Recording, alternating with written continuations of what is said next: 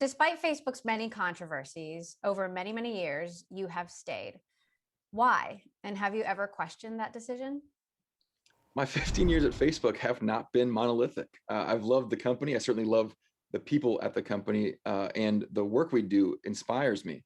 But I've also gotten to do so many different things. I mean, if you look at the work that I'm doing now in augmented reality and virtual reality, it's a far cry from where I started working on newsfeed and messenger and groups. They're just very different.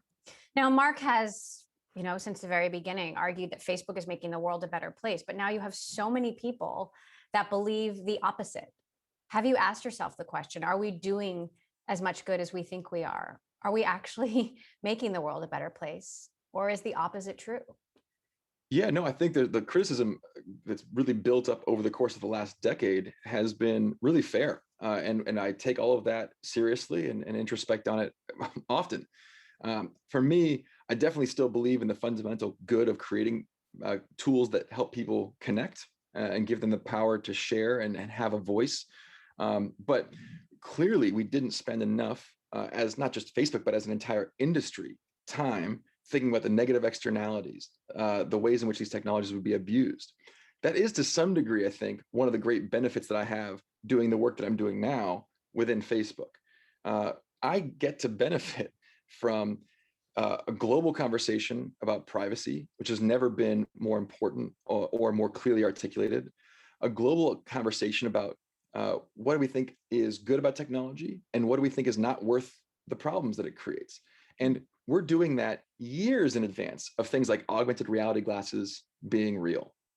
And think about how different that is from how Facebook was, when I started 15 years ago, how the entire industry was 15 years ago. We never used to talk about these problems years in advance with the public. And so, yeah, I do take those criticisms seriously. I think they're important and I value them. And I'm hoping that those criticisms coming at this stage of technology development is what makes this next round of technological innovation different from the last. So as you're trying to recreate these virtual worlds, I'm sure you're thinking a lot about how do we not recreate Facebook's challenges and biggest problems in a headset? What are some of the ethical scenarios you're trying to troubleshoot and map out before we get there? Number one for me actually is easy. It's making sure there's tremendous transparency about what the technology is doing and why. What data is it gathering? Why is it gathering it? How is it doing it? Where is it stored? Can it be done locally on device? Does it have to go to the server? And how can the consumer control all of that? The more people understand, I really believe in giving that power to people to choose for themselves and start to decide. Some problems you never escape, no matter how much you plan for them. Content moderation will be a problem forever. It's been a problem since long before the internet, and it'll be a problem long after I retire. That doesn't mean you can't do better than you've been doing. Doesn't mean you can't make a lot of progress. And so on content moderation, how can you build a community where this is less necessary? What kinds of standards can you create? When you do have content moderation challenges, how can you approach them? The issues that we're talking about here, security, privacy, content, these aren't new issues, but they will take new form in virtual and augmented reality. And unlike in previous iterations, we are trying to get ahead of them well in advance of those things becoming a mainstream concern. What about the unintended consequences that you can't predict? I think we can do a lot better job than we have historically because we have a historical record of the types of abuses that have happened in digitally connected spaces. But you're absolutely right. There are going to be novel forms of abuse. There are going to be things that we didn't anticipate. And we just have to be agile and responsive to those things, and that's true of any business. I think the critique of the entire industry over the last 10 years that we were Pollyannish, focused on the good we could create at the risk of not seeing all the negative that could come of it is fair and accurate. That's the mistake we're trying to avoid going forward. So, this new world, we have sensors, we have glasses, we've got GPS. This is a whole new set of technological challenges. Why should we trust Facebook? Why should we trust that Facebook will handle these challenges correctly? Yeah, I mean, there's no shortcut to trust. Trust is setting expectations and meeting them or exceeding them consistently over time. That's the formula for trust. It takes a long time.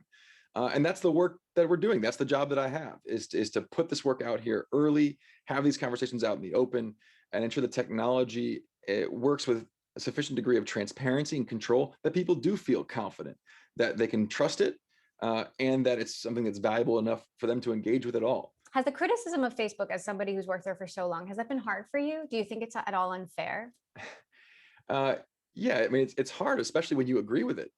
And I think that, nobody wants to fail. Nobody wants to screw up. Nobody wants to miss some negative consequence of their work. But that just kind of redoubles my resolve to improve, to do better, because I believe this technology is important. And I believe we as a society will integrate it successfully into how we operate and how we vote and how we make progress in science and how we make progress in technology and how we communicate.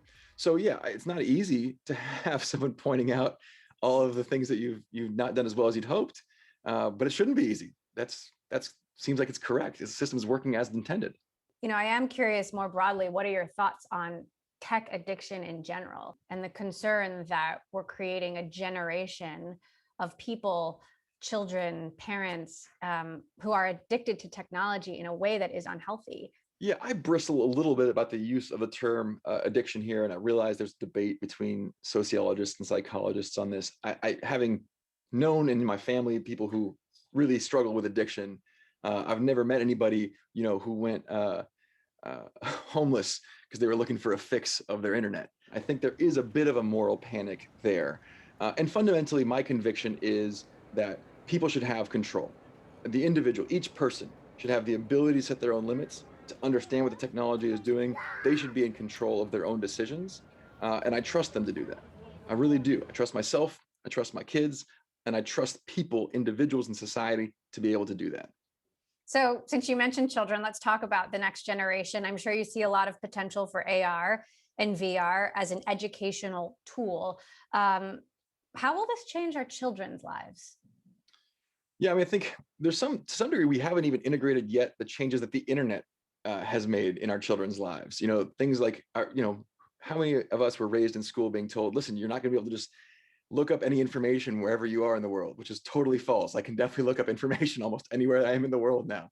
Or we're told you're not going to have a calculator with you just when you go about your life. I absolutely have a calculator with me at all times. So I do think we haven't even fully integrated the previous generation of technology that our kids have access to in terms of how we educate and how we develop. But I do think virtual reality and augmented reality probably have the most promise for kids who today don't have geographic access to quality education or experiences, who don't have the economic access to those types of experiences. That said, Instagram is working on a version for kids 13 and younger. As a parent, I'm wondering, is this cool or is this my worst nightmare? I think every parent still has to be a parent. And it doesn't matter if the challenge is Instagram or it's TV or it's books or it's bicycles. As a parent, you have to decide how to help your kid understand how to set limits for themselves, how to be responsible for their choices, and what the consequences of those choices will be. My kids are 6 and 3, so my daughter right now thinks that just swiping around will somehow cause dresses to appear at her front door. So we're still a little bit ways away from that. But yeah, no, I think, again, for me, so much of my parenting style, and I think an emerging style that's very popular, is giving people, especially young children, exposure to things in ways that are really supervised and safe so that they do develop good habits. Because otherwise what happens when the kids are not exposed to it, they're kind of kept from it. And then later on, they suddenly get access to it. They don't have the tools to manage their own emotional state as it relates to the tool, their engagement with the tool. So my personal belief as a parent is that it's really good to be able to be in these supervised environments, these controlled environments where you can establish good habits. So take me ahead then 10 years. Do we all still have phones, and do we all have glasses too? And a wristband? In 10 years is a hard. 10 years is right on the borderline. Let me give you 20. 15, 20. Yeah, 15 to 20. I think in 15 to 20 years, I think you don't have a phone anymore necessarily, though you may still have a device that you carry with you that's in that form factor that does multiple jobs. I think you probably will have a number of sensors, probably on the wrist for things like input, and it's also pretty convenient. I think you'll probably have things kind of like these AirPods or something equivalent to that if you really want to get more immersed in audio. Audio is so important to feeling immersed in a situation, as well as AR glasses. And I think what's really different actually is our homes and the way they're laid out, when you don't have to put TVs in a specific location, when you can work from kind of literally anywhere. And I think cities will be very laid out differently. If virtual reality really takes off and fulfills its promise, why would I fight an hour of traffic to get to my office where they're paying rent to keep it empty all night and I'm paying rent to keep my house empty all day, and fight an hour on the way back when I could, if I really could get great eye contact, that great feeling of presence, why would I do that? I could live wherever I wanted to live, have those rich collaborative experiences. And you know who's going to benefit from those 2 hours I'm not in the car? It's my kids, face to face time, the real connection. And so I think VR also has the profound opportunity to change the way we think about cities and where we live and our relationship to work. Because right now, those things have to be together in many cases, because that is the value of face-to-face communication. If you can get at that virtually, ooh, that's a big opportunity.